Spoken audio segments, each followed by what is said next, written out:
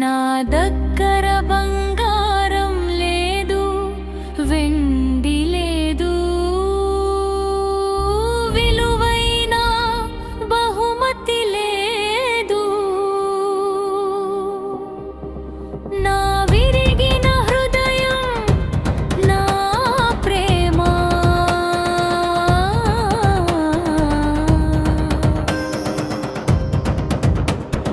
గోసాల తొట్టిలో స్వర్గపు రాజు వచ్చాడు.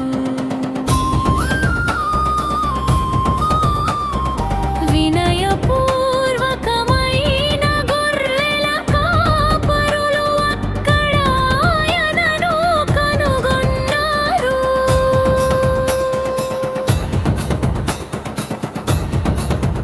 మేము కూడా మా అంజలిని సమర్పిస్తూ తలలు వంచి నమస్కరిస్తున్నాము. అంజలిని తీసుకువస్తున్నాము.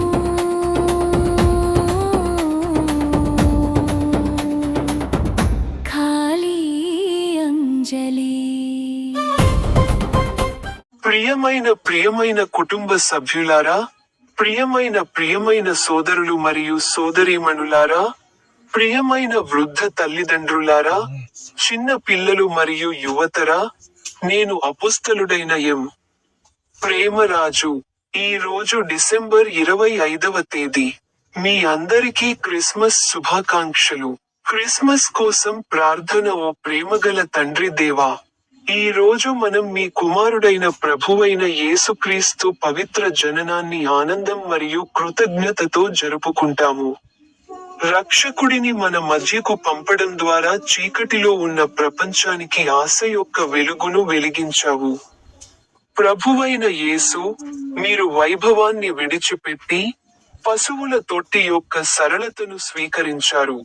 వినయం, ప్రేమ మరియు సేవ యొక్క మార్గాన్ని మాకు బోధించారు. ఈ రోజు మేము మా హృదయాలకు తెరిచిన తలుపులతో మిమ్మల్ని స్వాగతిస్తున్నాము.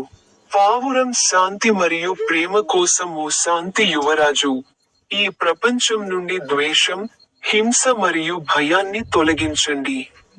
మా కుటుంబాలలో శాంతిని, మా సమాజంలో సామరస్యాన్ని మరియు మన ప్రపంచంలో ప్రేమను నెలకొల్పండి. మొదటి బైబిల్ వచనం చెప్పండి. యెషయా 52:7. సువార్తను తెచ్చువాని పాదాలు పర్వతాల మీద ఎంత అందంగా ఉన్నాయి. ఆయన శాంతిని, శ్రేయస్సు మరియు రక్షణ యొక్క శుభవార్తను తెస్తాడు. ఆయన సీయోనుకు, నీ దేవుడు ఏలుతాడు అని చెబుతాడు. పెద్ద అర్థం. ఈ ప్రవచనం క్రీస్తు రాకడ మరియు రక్షణ యొక్క శుభవార్తను ప్రకటిస్తుంది. దేవుడు స్వయంగా తన ప్రజలను విమోచించడానికి వస్తాడు. ఈ రక్షణ ఒక దేశానికి పరిమితం కాదు, కానీ మొత్తం భూమికి. ప్రార్థన. ప్రభువా, శాంతి మరియు రక్షణ సందేశాన్ని తెచ్చిన నీవు, మా జీవితాల ద్వారా ఆ శుభవార్తను వ్యాప్తి చేయడానికి మాకు బలాన్ని ఇవ్వు. ఆమేన్. రెండవ బైబిల్ వచనం చెప్పండి. తీతు 2:11. దేవుని కృప కనిపించింది, అది అన్ని మానవులకు రక్షణను తీసుకురాగలదు. గొప్ప అర్థం. యేసు జననం దేవుని కృపకు ప్రత్యక్ష రుజువు. రక్షణ అనేది యోగ్యత యొక్క ఫలితం కాదు, కానీ దేవుని ప్రేమ యొక్క బహుమతి. ప్రార్థన. దయగల దేవా, నీ కృపకు ధన్యవాదాలు. ఆ కృపకు తగిన జీవితాలను గడపడానికి మాకు కృపను దయచేయుము. ఆమేన్.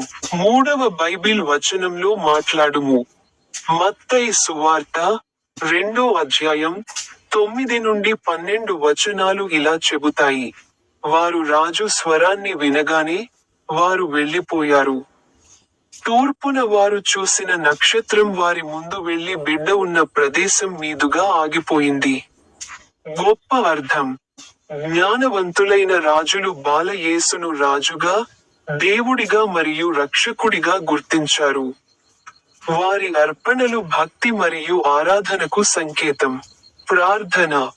ప్రభువైన యేసు, మేము మా హృదయాలను, సమయాన్ని మరియు జీవితాలను నీ పాదాల వద్ద అర్పిస్తున్నాము.